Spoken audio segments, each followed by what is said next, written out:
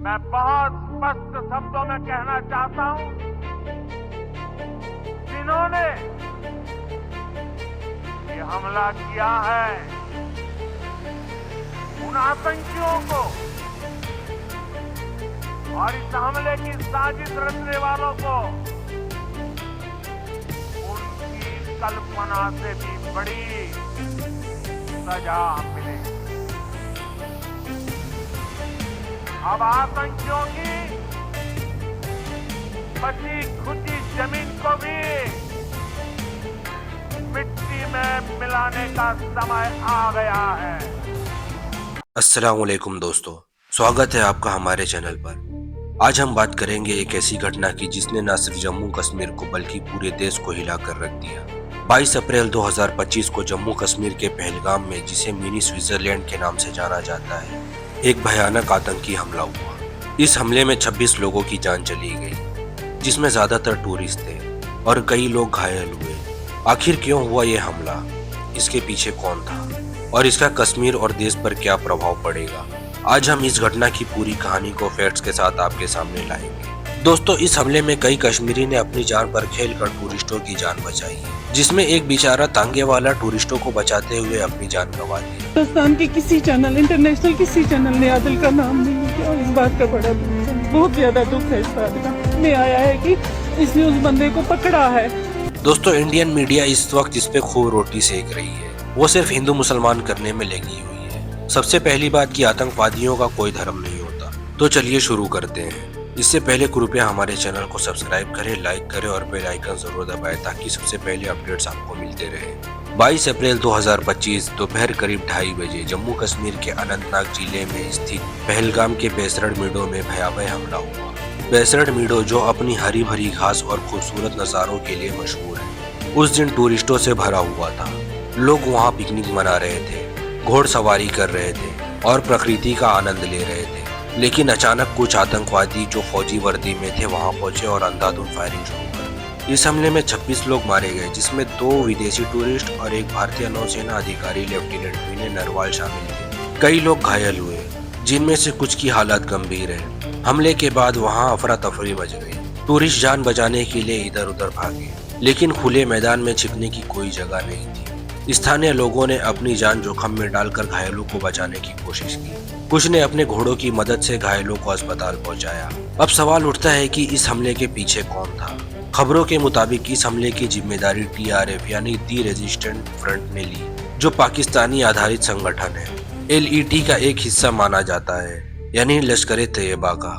TRF को भारत सरकार ने जनवरी 2023 में आतंकी संगठन घोषित किया था। खुफिया एजेंसियों के अनुसार इस हमले में 4 से 6 आतंकवादियों का हाथ था, जिसमें 2 स्थानीय कश्मीरी आतंकी शामिल थे, जो 2018 में पाकिस्तान गए थे और हाल ही में वापस घुसपैठ करके आए थे। बाकी आतंकी पाकिस्तानी मूल के थे। फॉरेंसिक एनालिसिस में पता चला है कि हमले में मिलिट्री ग्रेड हथियार और कम्युनिकेशन डिवाइस का इस्तेमाल हुआ, जो दर्शाता है कि इसे वेल प्लान तरीके से अंजाम दिया गया है। कई एक्सपर्ट्स का मानना है कि ये हमला कश्मीर की शांति और टूरिस्ट की बढ़ती रफ्तार को रोकने की कोशिश थी। TRF ने इस हमले को कश्मीर में गैर स्थानीय लोगों को बसाने और 2019 में आर्टिकल 370 हटाने के खिलाफ बदला बताया। लेकिन सवाल ये है कि क्या मासूम टूरिस्टों की हत्या से कोई मकसद हासिल हो सकता है। इस हमले ने एक और गंभीर मुद्दे को जन्म दिया, धार्मिक आधार पर निशाना बनाना। कई आई विटनेसेस और बचे हुए लोगों ने बताया कि आतंकवादियों ने टूरिस्टों की धार्मिक पहचान जांची। कुछ के आधार कार्ड देखे गए तो कुछ को उनकी धार्मिक पहचान पूछकर निशाना बनाया गया। खासकर हिंदुओं को टारगेट करने की बात सामने आई है।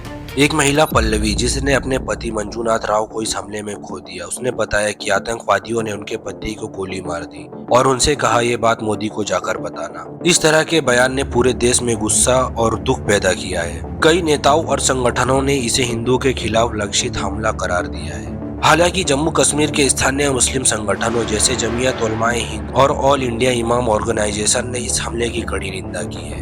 उन्होंने कहा है कि आतंकवाद का कोई धर्म नहीं होता और ये हमला इस्लाम की शांति की नीति के खिलाफ है। लेकिन इस विवाद ने कश्मीर में धार्मिक तनाव और बढ़ा दिया। इस हमले के बाद भारत सरकार और सुरक्षा बलों ने तुरंत एक्शन लिया। प्रधानमंत्री नरेंद्र मोदी, जो उस समय सऊदी अरब की यात्रा पर थे, उन्होंने अपनी यात्रा को छोड़कर भारत लौटने का फैसला किया। उन्होंने कैबिनेट कमेटी ऑन सिक्योरिटी की एक हाई लेवल मीटिंग बुलाई, जिसमें रक्षा मंत्री राजनाथ सिंह, गृह मंत्री अमित शाह और एनएसए अजीत डोवाल शामिल थे। अमित शाह खुद पहलगाम पहुंचे और हमले की जगह का दौरा किया। उन्होंने पीड़ित परिवारों से मुलाकात की और वादा किया कि दोषियों को कड़ी से कड़ी सजा दी जाएगी।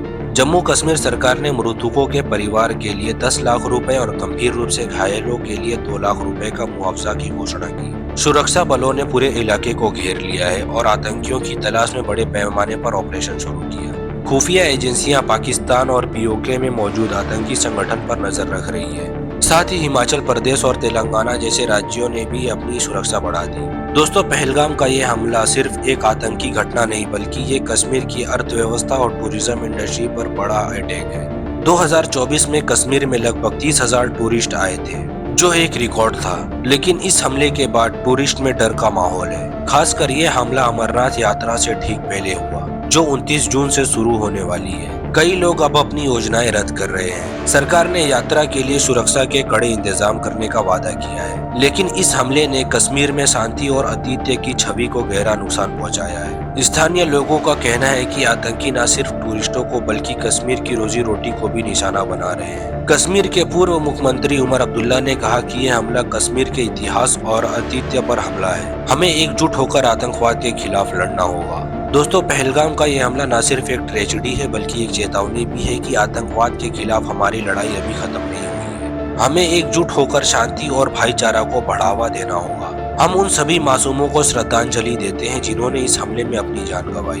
दोस्तों, आप इस घटना के बारे में क्या सोचते हैं? क्या कश्मीर में शांति बहाल हो पाएगी? अपनी राय कमेंट में जरूर बताएं। अगर आपको ये वीडियो पसंद आया तो लाइक करें और चैनल को सब्सक्राइब जरूर करें। हम फिर मिलेंगे एक नई और महत्वपूर्ण खबर के साथ। तब तक के लिए जहाँ भी रहिए खुश रहिए और खुशियाँ बांटते रहिए। आपका बहुमूल्य समय देने के लिए दिल से धन्यवाद।